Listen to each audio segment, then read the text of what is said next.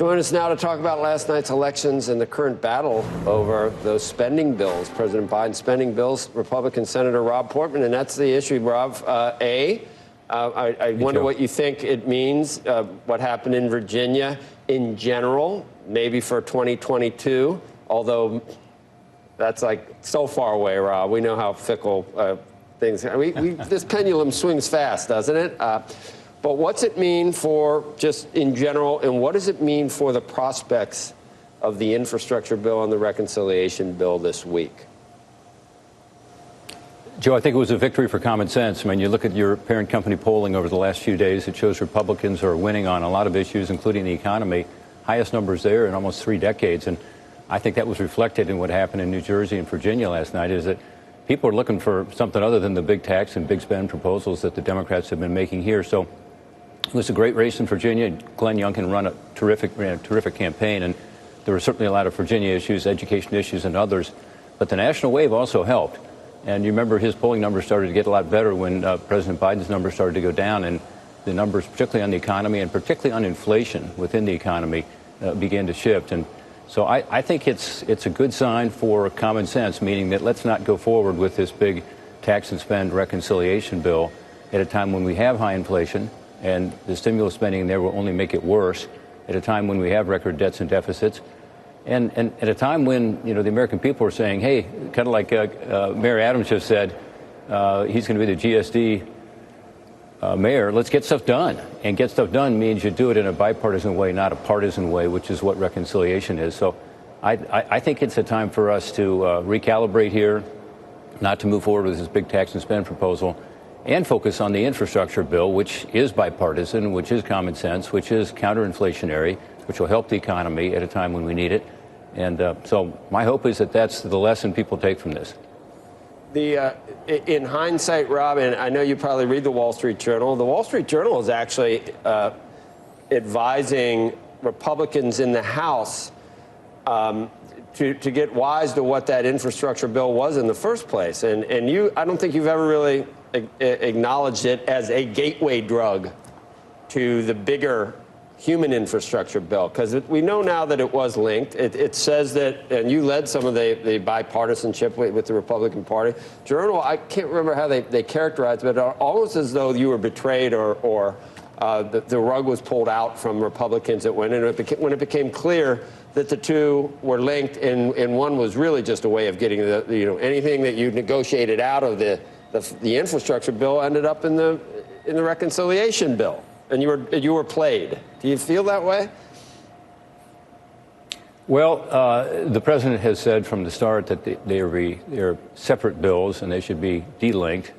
Speaker Pelosi has not said that, as you know. So she's tried to link them, but she's been unsuccessful in doing it. Let's be honest. I mean, the reason that they haven't moved forward with anything is that some moderate Democrats, to their credit, have held off and not been willing to agree to the kind of proposals that the progressives in the House and in the Senate have been promoting. So far, there have been attempts to link it, but it hasn't worked. The point I've made from the start, Joe, and you and I have talked about this, is that the infrastructure bill is truly bipartisan, gave a place for moderates to land, to be for something. We also have an agreement that things that are in the infrastructure bill aren't going to be in the other legislation. So, as you said, some things have crept in there, but it has not passed in part because of that moderates have said, wait a minute, this is not the idea. So my hope now, again, is that we allow the infrastructure bill to be viewed on its own merits, bring it up for a vote. If that happens, it will pass because it has bipartisan support. It is counterinflationary at a time we have high inflation. It is going to help the economy at a time when we have low growth numbers. And it's going to be helpful in terms of moving our country forward with infrastructure, which is badly needed, as every president in modern times has said, including President Trump, President Obama, President Bush, and more recently President Biden. So let's take it up. This is a great opportunity to say, let's listen to the voters. What they've said is they don't want these huge new taxes. They don't want this huge new spending that's going to aggravate the inflationary pressures that are already out there, make it worse. Instead, let's do something that makes sense. And it wouldn't be such a bad thing for Washington to show the American people that we can actually come together on a bipartisan basis and do something that's good for the American people. So, Rob, the big picture, and 2022 is coming, and we have seen a very divided country with extremes on both sides, almost, hard to even imagine the two sides. And I wonder what Glenn Youngkin really represents, what you think it represents. Is it a repudiation, or, the best thing about Sarah Palin was she came up with refudiation, which is a great word because it combines the two.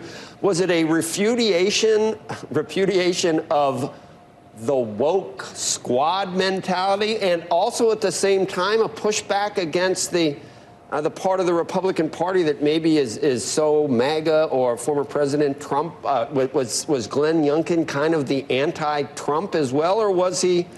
I mean, he was endorsed by Trump, but kept him at arm's length. What did we learn? What was that in Virginia? What do people want? Just the middle? Look, I worked the polls yesterday morning. I went out as a volunteer for Glenn Youngkin and stood as a volunteer at the polls and talked to people. And one guy came by and he said, look, I'm a Democrat normally, but I'm going to vote Republican today because I'm sick of one-party rule. Others came up to me who were Democrats or independents and said, you know what, we've just kind of had it. So I don't know what that means exactly for the Youngkin victory. That's an anecdote. That's not a poll or a survey. But when I look at what happened, as President Biden's numbers began to go down, Glenn Youngkin's numbers started to go up. He ran a great campaign, as I said, and he focused on issues that people care a lot about in Virginia, including education. But there also was a national element to this. And what I think people are saying is, yeah, I think they are rejecting some of this, this move to the left, the progressives, the woke stuff you're talking about, for sure. I think they also are very nervous about us putting together another huge spending package with big tax increases that are going to hurt the economy, stimulus spending that's going to add to more inflation. And people are making that link. If you look at your own, again, NBC polling, the best numbers in the economy for Republicans in about 3 decades. So there's something going on out there, Joe, and I hope that Democrats are listening to it for the sake of our country so that we can move forward with some of this legislation that makes sense and get away from some of this radical legislation that is going to put us in a position of more inflation and higher debt and less economic growth. I think it might have been something to do with the chronology of the dancing. McAuliffe danced like a week and a half ago. Youngkin really didn't start dancing until yesterday, and I think that could have been a toss-up if Youngkin had danced. McAuliffe, that's what sunk McAuliffe. And then just watching Youngkin there, I was thinking, whoa, that. I'm glad you waited till after the election for that. Stop. Well, he deserves a victory dance, so that's okay. Yeah, he did it after he already won. Oh, that's okay then. All right, Rob Portman. He did a great job. I love Joe Thanks, Burrow. Joe. The rest of the team, I think, you can keep. Anyway, thank you, Rob. We'll see you. Go Bengals. That was.